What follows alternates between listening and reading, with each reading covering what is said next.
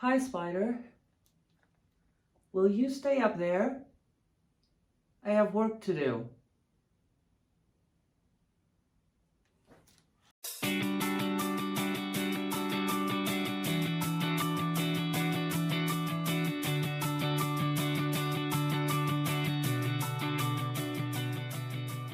Well, hello there, or moin, as we say here in Hamburg, and welcome to Stitch Ilonka. My name is Ilonka. Yes, it's spelled with an I, but pronounced with an E, and you have reached me here on my channel, Stitch Ilonka, which is mainly about cross stitch, but I also throw in one or the other story here and there. And usually I also provide timestamps downstairs if you want to skip to a certain part, and maybe you might definitely need this today because this is gonna be a long one. First of all, let me say hello to all of my new viewers and subscribers. Hi, welcome, and I'm happy to have you here. The lovely Sarah from Somi Sarah has sent some of you over, and also Chris, of course. Who was the other one? I wrote it down. Oh yes, Karen, the needlebug. She also mentioned me in one of her 22 Flosstubers she watched in 2022. Thank you very, very much. I'm very grateful for that. And I also got a lovely, lovely shout out by Stitches and Diamonds the other day. It really warmed my heart. It came out of the blue. I was just watching her as a new Flosstuber, just switched her on and had a look around what she had to say, and she shouted me out, and she even said that she would watch my channel even if I was not showing any cross stitch. So thank you for either lifting the weight off of me that I have to show cross stitch every time, or put even more pressure on me because outside of the cross stitch I have to be funny and witty and interesting. But either way, thank you very much. I'm very happy that you liked me and you shouted me out. And I hope you as a new viewer will also have a lot of fun here with me.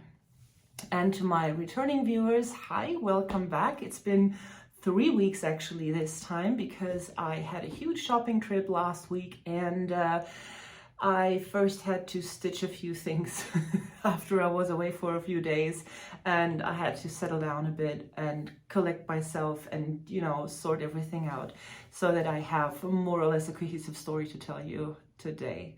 Yeah, I'm happy that you're back. Enjoy. Oh yeah, last time a few of you asked me if they can send their projects over for me to backstitch them and to finish them. I have to say, please don't send any more requests because my order books are completely full until further notice. So please don't send any more requests about that. And if you want to see what my trick is, just go back one video to see how I did it. So what awaits you in this episode? I have some notes over there. That's why I'm keeping looking off camera, sorry. So I have 3 finishes. If you follow me on Instagram, which is also Stitch Ilonka, you might have seen that I've spammed you with a few fully finished objects lately. And I also have 1 start and finish, and I worked on a few whips. I have 3 new starts. And I have a huge haul, which I'm very excited about because, as I told you already, I went on a shopping trip to one of the few brick and mortar cross stitch shops that we have here in Germany.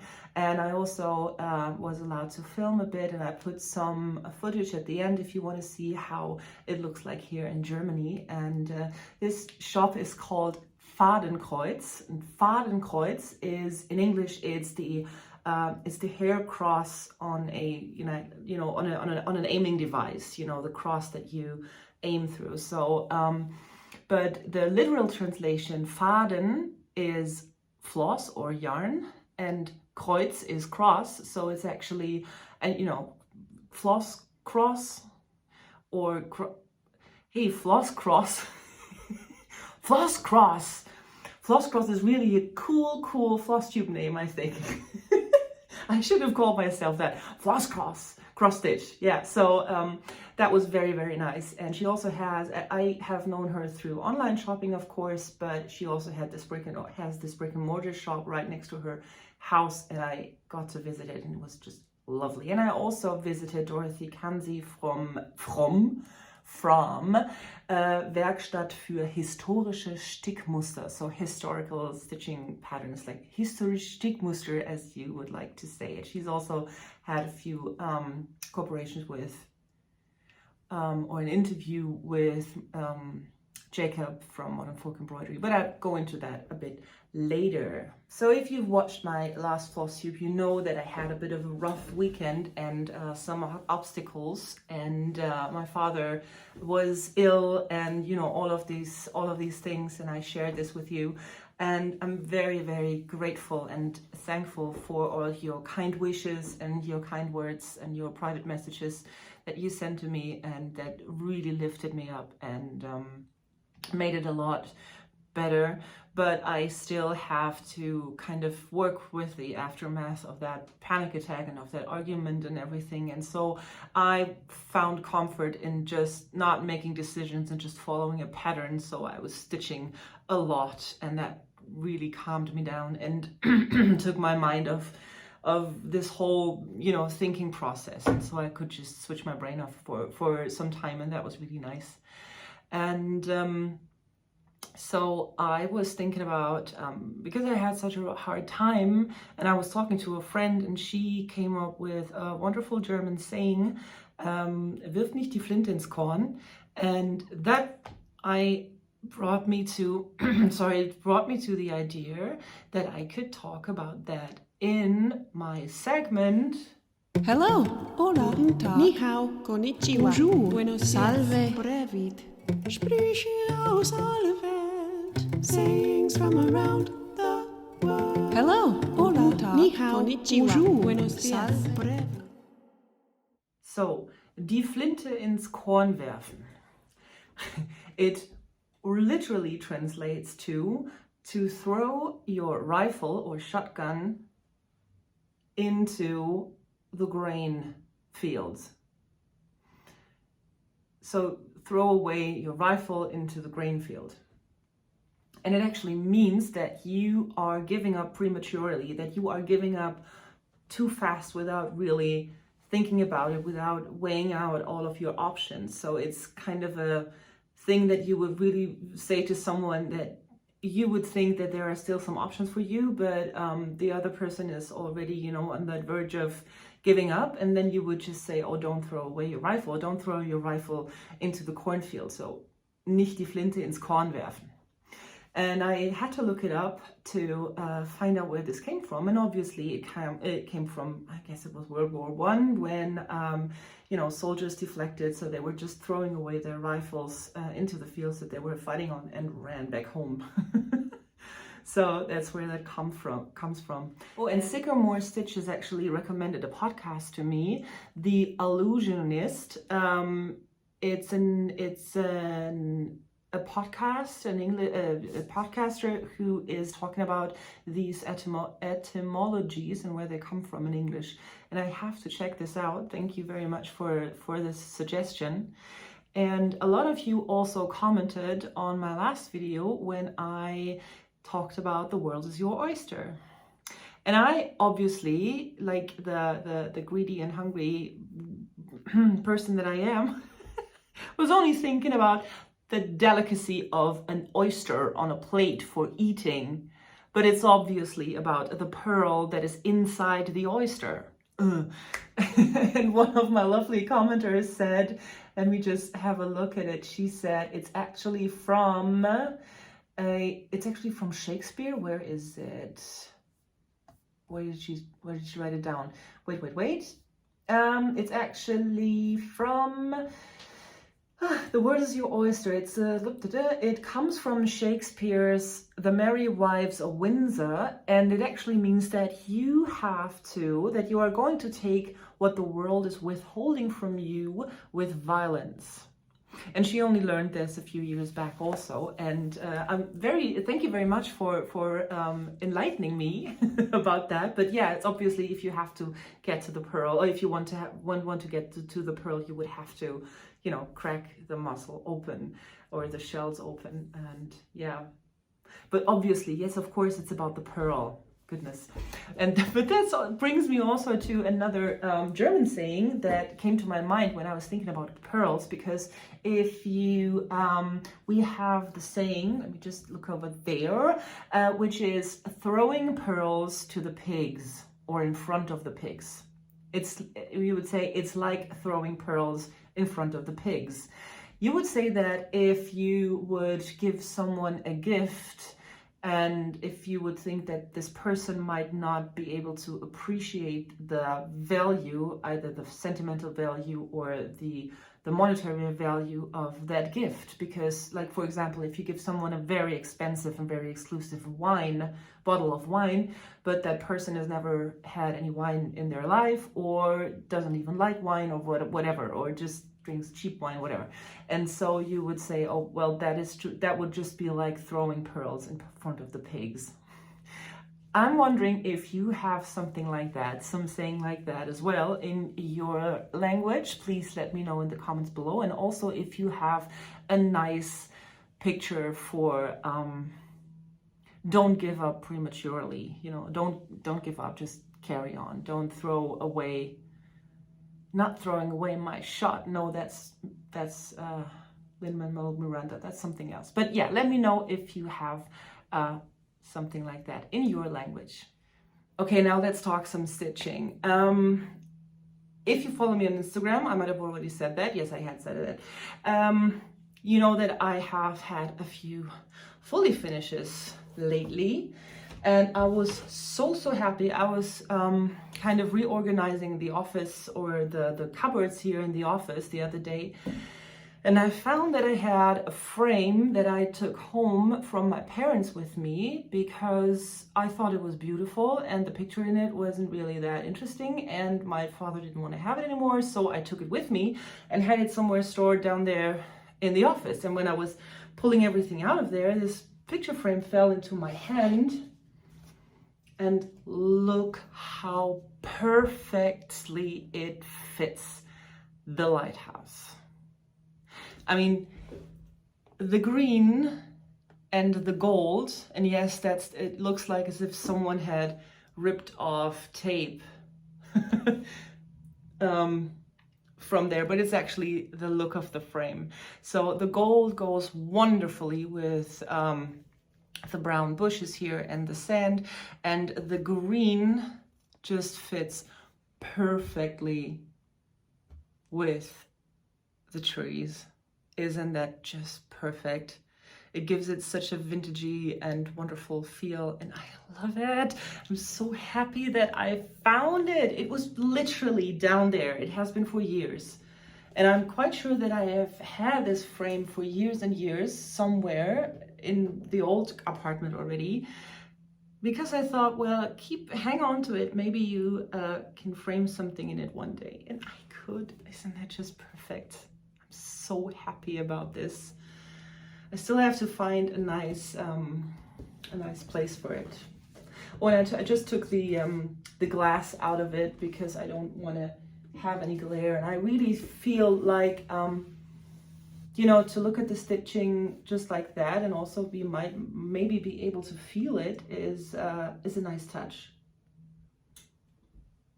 Pun intended. So the other finish that I had was a Fraktur Love Sampler by Modern Folk Embroidery, which I stitched 2 over 2 on 32 count Murano with a kind of a vintagey marble print on it, and the color is Weeze Dye Works Deep Sea. And I was actually pondering about the idea of stitching a frame, because the original has just a single line of stitches as a border, and I left the border out.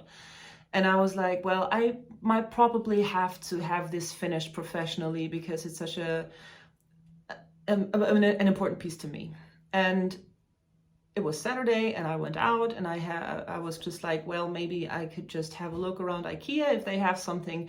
And in the very last left center, like at the very edge of the whole frame department, I found this black frame. And it's 10 by 10 inches in here, it's 23 by 23 centimeters in here, and it just fits perfectly.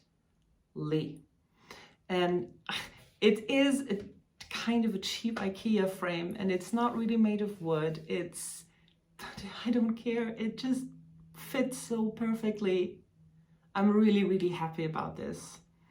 And it's also gonna get a special place somewhere. And then, because I live here in Hamburg, close to a region which is called Vierlande, and the Vierlande is very known for cross stitch, for stitching, for elaborate garment stitching, and very traditional clothing, like the ones that I showed you back in like a few weeks back. And most of the iconography that's on Vierlande samplers can also be found on Dutch samplers. And Dorothy Kanzi and Jacob from Modern Folk Embroidery, they both talked about it in one of their chats.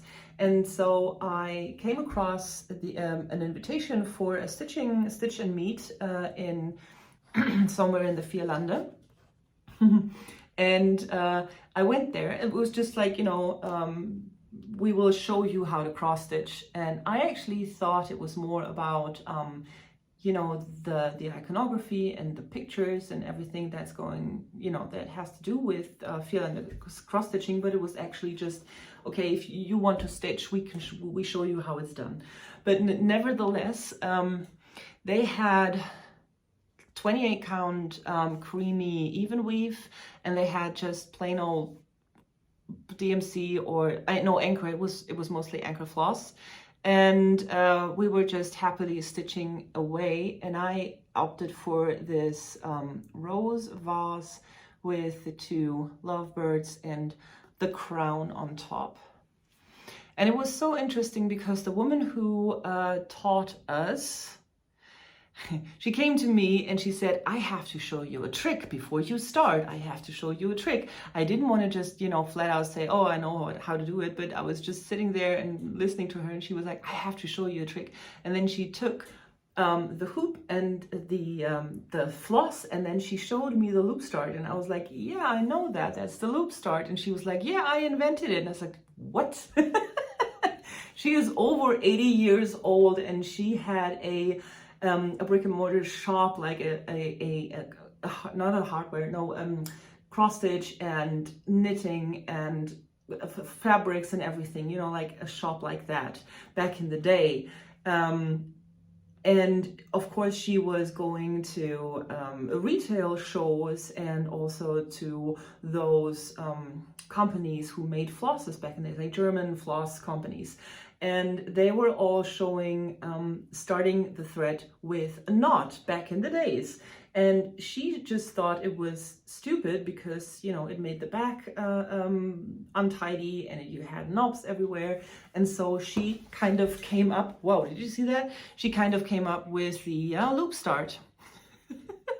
And I was like, okay, now I will tell everyone that I met the person who invented the loop start, because no one else was doing it. And when she came back the next year showing everyone how to do it, and from that day on, everyone just started their threads like that on even weave. So yeah, I met the one. And she had a whole bunch of hand-drawn patterns with her, and yeah, it was just kind of lovely, just sitting there chatting away and yeah, finishing this beautiful iconic piece of. And you might also recognize the like the birds and stuff from the Modern Folk Embroidery cell that we are currently doing. So this is very, very similar to that. And one more thing. She was arguing with me a lot because I am stitching wrong. I am left-handed, so I start my crosses at the bottom right to the top left, and then the top leg will go from the bottom left to the top right. Because that's just how I started it one day, and it felt good to me, it felt good to my hand, it felt good with the flow, and so I just always did it like that. And she said, well, that's wrong. And I was like, I don't care, it's a cross. And she said, well, this is way too thick, because I took 4 strands because I wanted a thick coverage here. And she's like, this is way too big. You have to be able to see the single crosses. That's what's cross stitch. That's what cross stitch is about. You want to see the crosses. So yeah, she had some very interesting thoughts about that. But still, I liked her so much. She said she's over 80 years now, and she still stitches every single day. She currently stitches a pillow for her church. And she said one day without stitching is a lost day. She's still hooked after all these years, and I want to be like that when I'm old. Almost there. Let me just continue with the whips now, because most of the starts are and somewhat related to the purchases that I did. So let me just talk about my whips first. I worked on Visit Arrakis by CountryMagicStitch for a few hours during a stitchy chat that we had. I finally finished the sky and the moons, and already started with the worm. What's his name? The sandworm. Anyway, so I really plowed on and finishing the top part here because I wanted to move the Q snap and wanted to be able to work on this part here. And I'm almost like, I guess this is 33 or 35% done. So yeah, I really want to work on this a bit more. And it's really not too complicated, because this is only just a few colors, like 5-6 colors, and very huge kind of areas with just one color. So this might be one of the projects that I'm taking with me to my brother when I am visiting them for Easter. This is stitched on 18 count, easy grid, 2/1, and the sky was 3/1/2 stitch. Next one, I said I wanted to finish it. My Have You Hugged Your Therapy Squid today. I didn't quite manage it, but I have at least finished the writing and started with the squid's body. So it's not much more. I guess I'm at 74, 80%, 75 or 80% now. It's a good chance that for my next video that we will see each other. And I definitely, last time I remember that I said I will not just turn it into a hot water bottle sleeve, but also have like a pouch where I can put cooling pads in. But I don't know how it is where you are, but we are here in spring, and we had a huge snowfall on April the 1st. And when my boyfriend came downstairs and I was still in bed, and he said to me, well, it's snowing outside. And I said, yeah, April Fools or what? No, it was just like I imagined Christmas to be.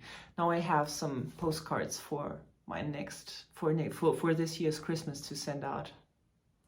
Next one is the Golden Girls Gold Collection Petit's Girl on the Beach, and one of my stitchy friends, German stitchy friends, was working on that when we chatted, and that just gave me the inspiration to go on working on this. And now the head is ready, and this little arm is coming out here, and her little shirt. Yeah, it's coming along quite nicely, I think.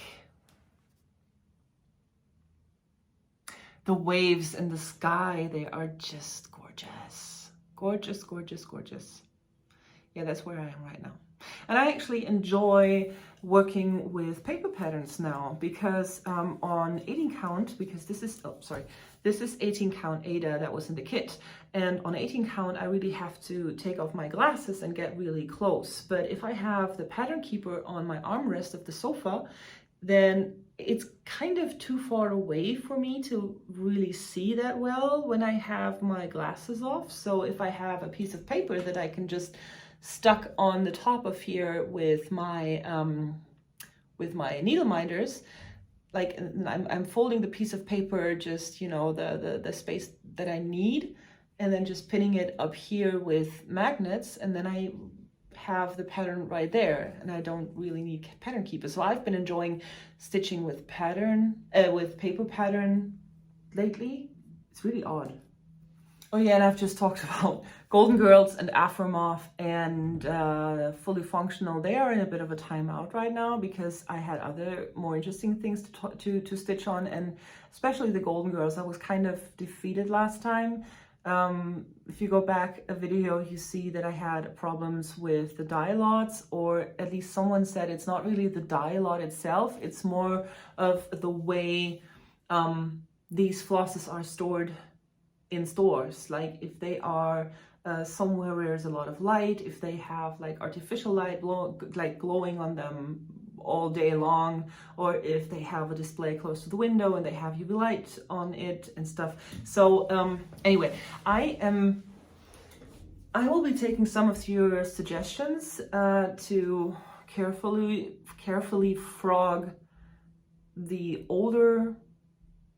Oh wait, I'm going to tell you next time. I am trying to blend the old and the new threads and see if I can achieve some kind of a blend from one color to the other. So yeah, you will see that next time. Maybe. Or maybe I just stick with the things that are easy. Okay, now into start/haul. I went shopping, and it was wonderful to be there in person at a brick and mortar store, because of course online shopping is nice. I can sit there and scroll for hours and hours and hours. But to be fair, there are so many patterns and so many designers that I've never heard of on these online shops, and I wouldn't really know what to look for. So I would just, you know, type in certain words that I'm looking for, like lighthouses or whatever. And, you know, if you're only searching for a particular style of things, then you might not come across other things that you might also like. And so I spent, I think, 3 hours in there flipping through all of the baskets and all of the patterns that she had, not just from American designers, but also from a lot of German and Dutch designers that I haven't heard of and that I didn't know of. And I learned a lot about Dutch yarn. Danish yarn. Always confusing Danish and Dutch, because it sounds so similar, but it's two completely different things. So anyway, so yeah, I came across this wonderful little piece from Pineberry Lane. It's called Lovebirds Pin and Scissor Keep. And it's just a tiny one. It has 37 by 50 stitches, and it has a tutorial inside on how you can finish it into a scissor fob, and how you can finish this into this strawberry for your pins. And it's such a nice and cutesy thing. And again, we have the Lovebirds. It has some space for initials down here. And because I wanted to try out the Handarbeidsjes Fremme floss. It's as I said, a Danish dansk bloemergarn, so Danish flower yarn. It is not really good. The lighting is not really good today, but it is a, let me just see if I can, what do you think? I have a bit of a glare in my glasses, but it's gonna show a bit better. Okay, let's go with that. I'm not gonna reshoot the first part, I'm just sorry. So As I said, yeah, again, this yarn or this floss by the company Handarbeidjes Fremme. Handarbeidjes Fremme. It's a Danish yarn. It's a cotton yarn, but it's not mercerized, I guess that's the word. So it's not as shiny as the DMC yarn is. It's got a very matte finish, but it's also very straight. So it doesn't bend as much. But it tangles a lot. I've found. I've been talking to some of my stitchy friends here who love this yarn, because one strand is the equivalent of 1.5 or even almost 2 strands of DMC. And I can see why this is appealing to some people. But I worked on 35 count Zweigart Edinburgh linen, raw linen, and it was a pain to get this through. This tangled like crazy on me, maybe because it couldn't move in the eyelet of the needle, and it was fluffing up very quickly because it is so raw, and it was raw linen, so maybe the combination wasn't the best, but the coverage is amazing. This is just one strand. It's so thick and beautiful and wonderful. I love the way it looks. It's very rustic because of the matte finish. And I'm going to be finishing it into a little pillow, maybe a scent pillow for my closet. Maybe, I don't know yet. It looks great, but it was really hard. For me, it was hard to stitch on it, I have to say.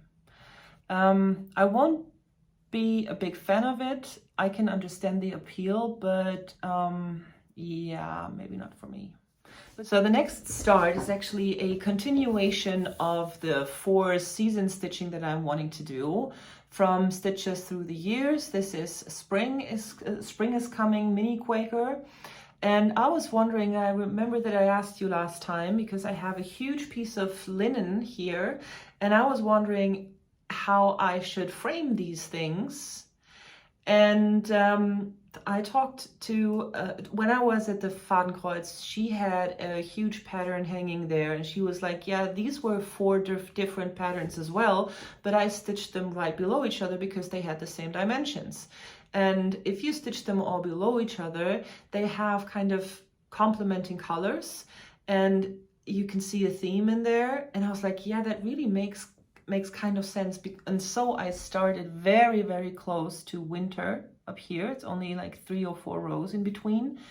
And I started with the spring right below there. And then I will stitch summer and autumn, and then I can frame it in one huge frame for this.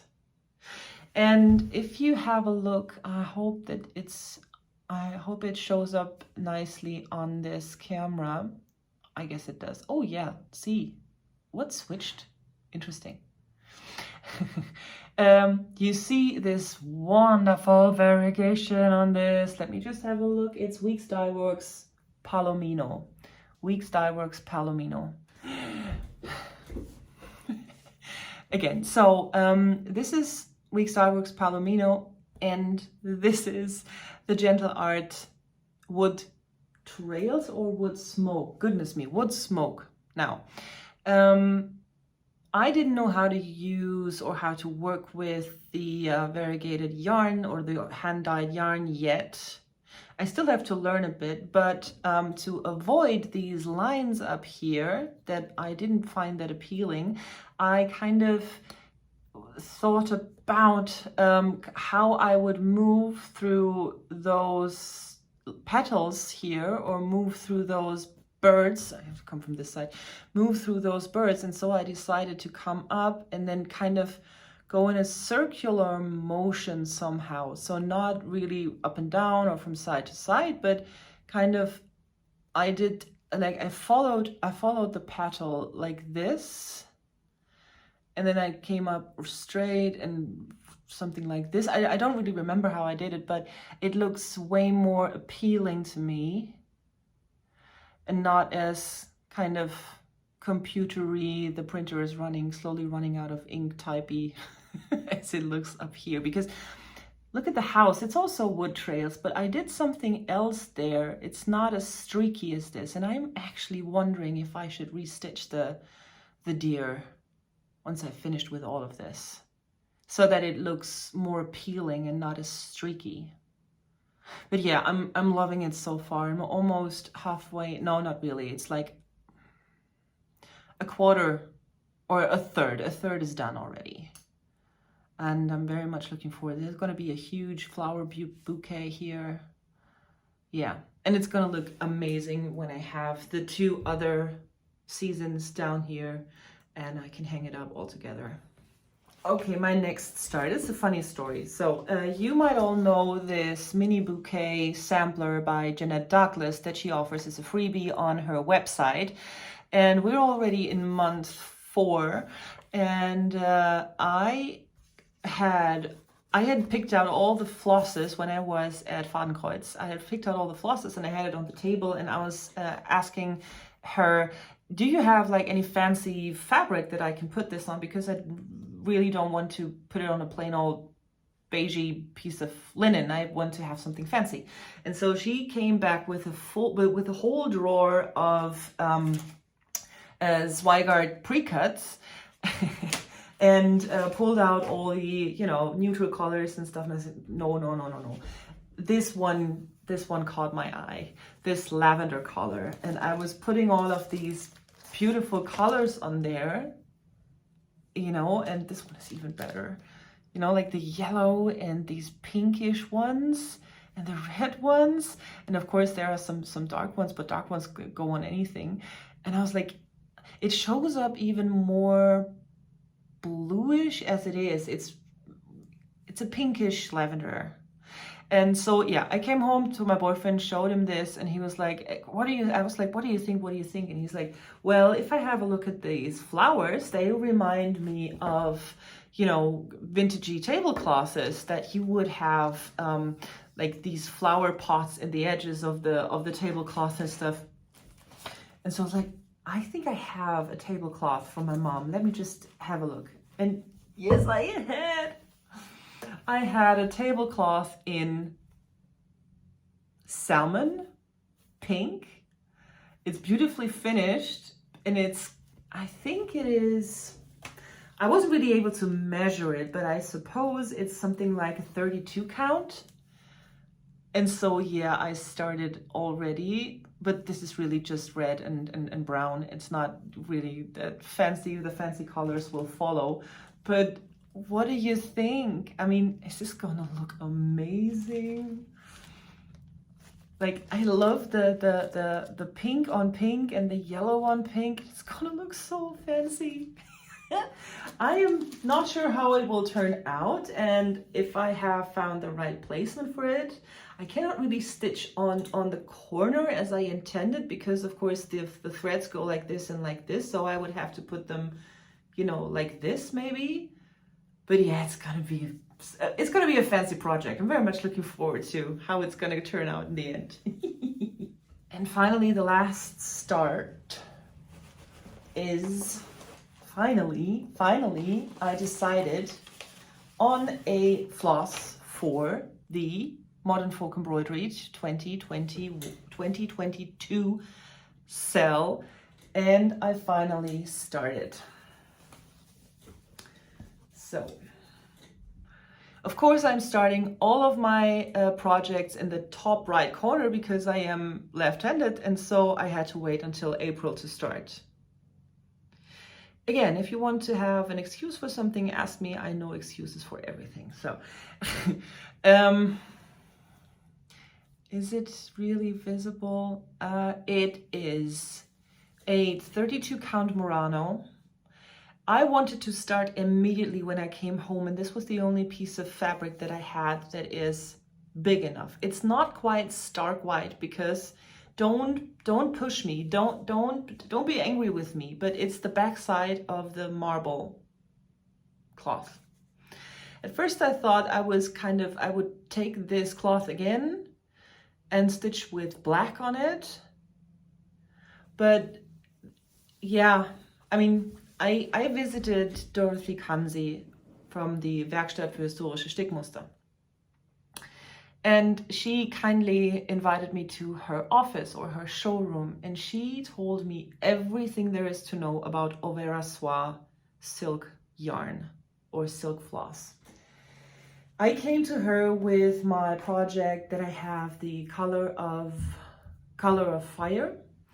And I wanted to ask her how to start on linen, how to start the silk flosses and everything. And so she very kindly took time out of her day to explain a few things to me. And then she, again, she pulled out a whole drawer of embarressed yarn and showed it to me and just put down this beautiful red color. Oh yeah, it shows up nicely on this one. This beautiful red color. It's 2925, the color. It's a beautiful blood red. No, it's not really. Yeah, it's a beautiful red. It just caught my eye. I was like, yeah, that's it. I want to work with this color for the rest of the year on this sampler. It fits perfectly. I don't know why it was, but I really just looked at it and it's like, yeah, that's it.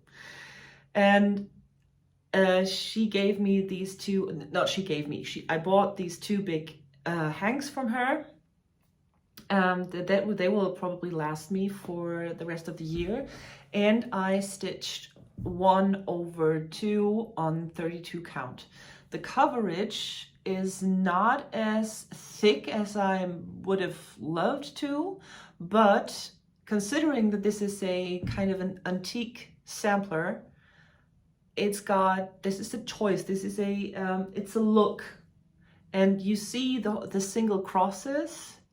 I think it goes with it. I mean, I think it's rather appropriate, and I don't mind because I love the color. And I picked out, I don't know if you've seen it, but I kind of made some marks where I would put some gold accents, because of course red and gold, beautiful color combination. Look at this, very royal, very regal. And yeah, I started already. And I embarrassed myself like crazy, because when I started, I saw that here on the border, there are 2 crosses more than on that side, like for here. And also, if you stitch down here, there's 1 cross missing, there are 2, there are 3 or something like that.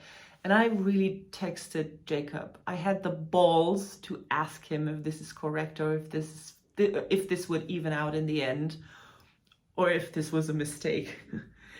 And he very kindly and quickly answered in a very kind way. And he's like, yeah, please, yeah, it will even out in the end, because it was kind of a rough, very rough linen that the original was stitched on. And she sometimes used over 3 and over 2 and sometimes over 1. So yeah, it will even out in the end. And then I was like, my God, I really had the balls to ask Jacob if he didn't make a mistake in his patterns.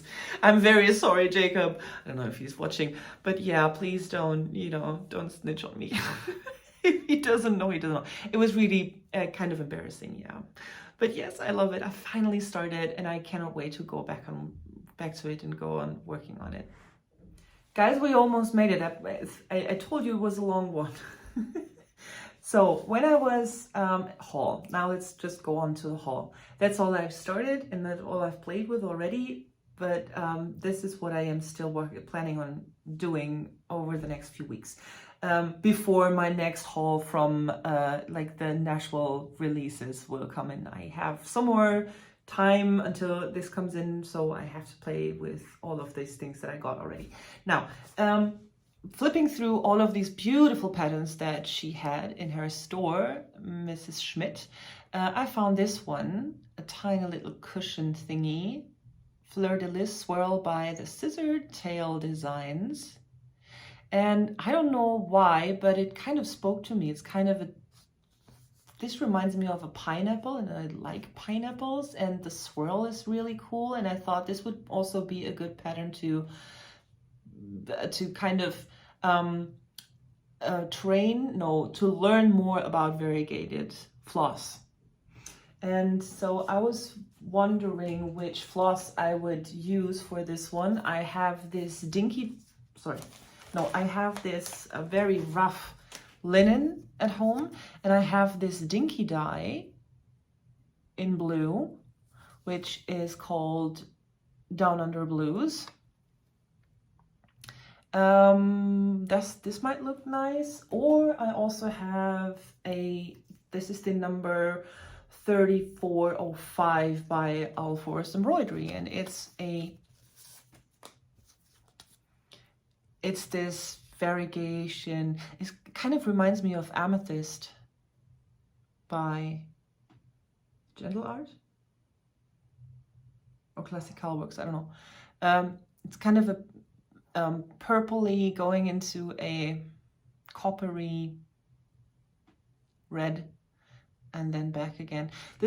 I will have to kind of work with these, play with these. I also have this purpley one, but this is not as variegated as the other ones. So yeah, this is mainly because I want to work on my skills with variegation yarn. Yeah, very nice one. And then I asked Mrs. Schmidt what her favorite designer was, and she told me about the Sweetheart Tree. I've never heard of them, but they make smalls. They are tiny. This one is really, yeah, it's more or less that size, and it comes with a package with the heart for the middle and some beads for around here, and it's got what kind of floss does it have? DMC and one overdyed Threadworks overdyed floss, which she didn't have, and then we swapped it out for the Thread Gatherer Sunrise Blue. This might go here, or this goes here on the outside. This might work quite well. Yeah. This is the Sweetheart Tree, a tiny little cushion with some specialty stitches and some kind of black work stuff. Very much looking forward to this too. And because it's Easter, of course, the Jardin Prive, Chasse aux Oeufs. Chasse aux Oeufs. That should be the correct pronunciation. Showing off. Yeah. Or is it Chasse aux Oeufs? I don't know. These wonderful, beautiful little bunnies stitched in a kind of an oval egg shape. And this caught my eye online already. And when I saw it there, I was like, yeah, I'm going to have it. And she had some DMC hoops in her shop. Look at that. There are tiny little flowers printed on there, and I have not done a floss toss yet, but I suppose if I match like the green, it looks a bit, like it wouldn't match, but if I, kind of swap one or the other green out for a green that matches the hoop a bit better, then I could finish it like this. Doesn't it look cool? I like that a lot. So this is Jardin Prive, Chasse aux Oeufs.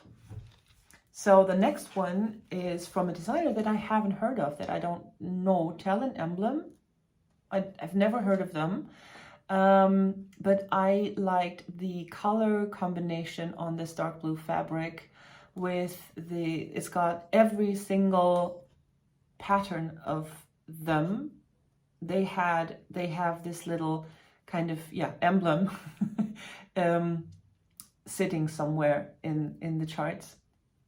And this one is also stitched with a Kreinik yarn, Kreinik Metallics yarn that I purchased. It's kind of a coppery thing. And it has also got this beautiful hunter green Weeks Dye Works yarn. And I'm not sure when I will come to this, but this really caught my eye. I don't know why. I love butterflies as well. So next time I'm going to tell you about why they are called butterflies. Got a wonderful story for that. You have to wait for this the next time. Anyway, so yeah, this is this one. If you type in Tellin emblem in oneword.com, you might find out more about her. And then I was very happy to find this linen at the Fadenkreuz. It's Belfast linen. Do you see the sparkle? It's kind of a raw linen, like very neutral raw type with gold specks in it. Do you see that? This is amazing. I saw this on Somi Sarah, I suppose. I don't know if they have like a gold speckled linen and they have a silver speckled linen. I don't know which one she uses, but I saw that she was stitching kind of a Christmassy not really Christmassy, but a row of houses or a whole series of patterns on this kind of sparkly fabric, and I guess it was gold because it really caught my eye, and I came across it and I'm so happy with it that it looks amazing in person. It looks just so gorgeous, and I think I started a white Christmas tree by Historical Sampler Company from England last year. It was a kit. And it came with an Ada that was kind of this color, but it was not sparkly, and it's Ada. And I am thinking about restarting this white Christmas tree, white with some red accents on this piece of fabric. It's gonna look amazing. Very Christmassy to me, obviously with the gold freckles, but it looks so nice. I'm so happy. And some 35 count Perelman linen. Perelman is the Dutch company. Look at this. This is linen, guys. I don't know what they put on this, like plaster or something, or glue. I don't know. This is stiff as a board, which is obviously good if you're stitching in hand. But when I unpacked this, I was like, goodness me, this is like, it feels like this kind of edible paper.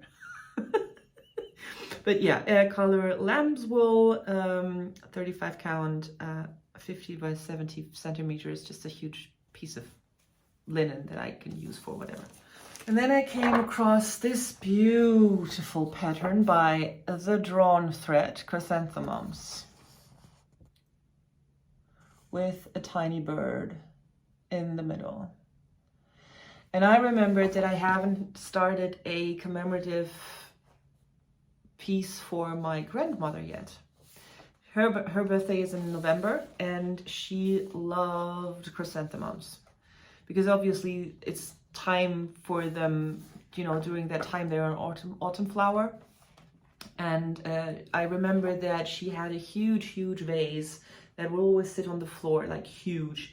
And my mom always bought her a huge bouquet of chrysanthemums in this very rose goldy muted color for her birthday. And it would sit on this huge vase on the floor every birthday of hers.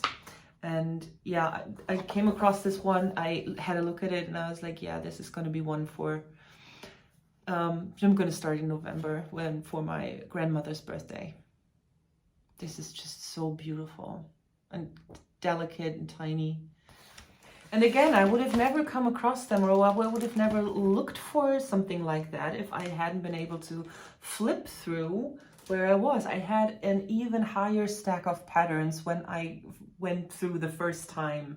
And then I just laid it all out on the table and I was like, okay, I can put this one back and I don't want to have this one. And you know, I had this huge stack of patterns. That was lovely.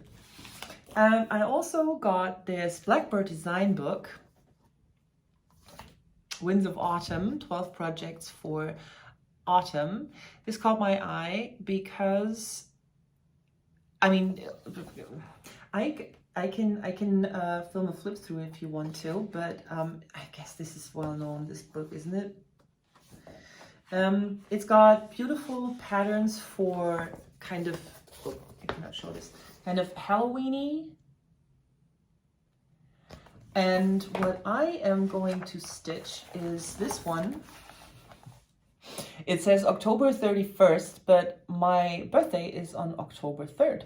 So if I just leave out the 1 and scooch the 3 over a bit, then I have my very own personal birthday cushion. A Sister's Love is this one called. Beautiful sampler. Waiting for the Harvest, again another wonderful pattern to kind of play with variegation yarn to see how the variegation flows. Also a pattern for an itty bitty tiny scissor fob and a tiny little pin cushion. And Mighty Acorns. It says mighty oaks from little acorns grow. Very autumny, beautiful. I can't wait to stitch these beautiful things. And the last one was actually an accidental find because I was already through. I had toured the whole shop and I was coming back to the table, like to the counter, and there it was. Een Hollandse Schone. This is a very well-known Dutch sampler with very iconic iconographies on it. It was stitched by a young girl, 13-year-old girl in 1790.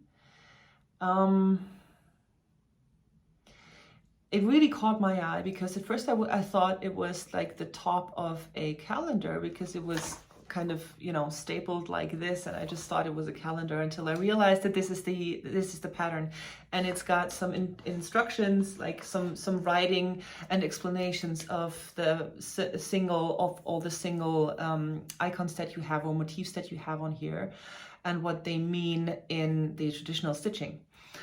And this is of course by Permin of Copenhagen, and I don't know if I will ever be able to stitch this. This might be something of a lifetime achievement for me.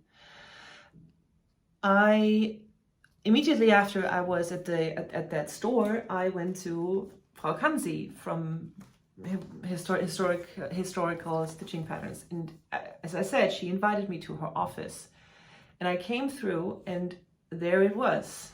This thing. She already stitched this, but not with the called for DMC colors that there are in here. I guess there are 9. Let me just count 2, 6, 8, no, 5, 4, 6, 8, 10, 13 DMC colors. And she obviously did not stitch this with DMC colors, but she stitched it with silk, with Oeufs silk. And she also told me that Oeufs has even more colors than DMC has, or more kind of color variations. And she stitched this whole thing with silks, and it took my breath away. It was so amazing, so huge.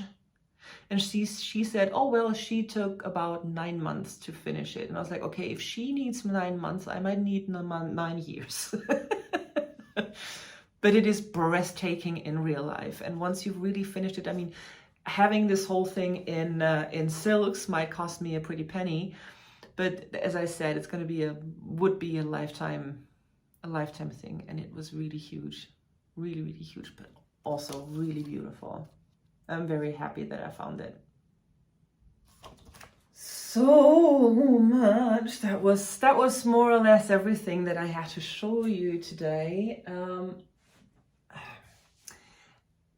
Although I am having a really hard time right now, the stitching gives me a lot of joy, and it's wonderful to flip through those books, to get inspired by the flosses that you have, and to have a few moments of peace and quiet in your head once you sit down and stitch. So yeah, I'm very, very happy that I found this hobby.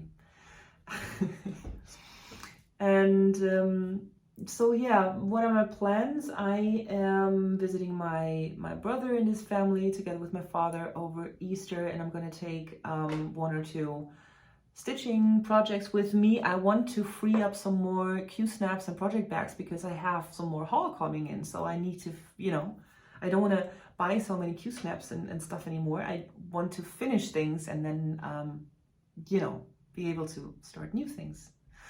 And what else I planned? No, I'm stitching and trying to resolve my issues here, and hoping that everything will turn out for the better in the end. Cryptic. I know. Do you know these people on Facebook who just post a sad emoji for other people to kind of ask them, oh my God, what's going on? What's your problem? Do you need any help? And I hate those people. And now I feel like that as well.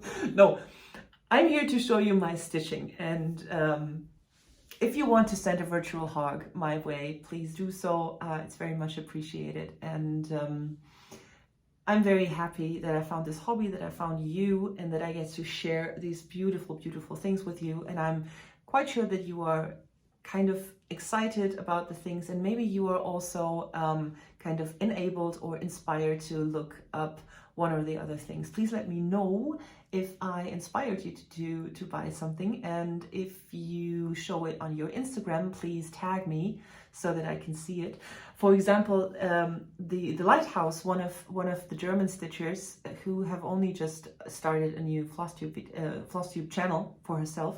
She stitched very, very different things when I first saw her videos. She was also a geeky and nerdy stitcher just like me in the beginning, and now she started this one for her mom.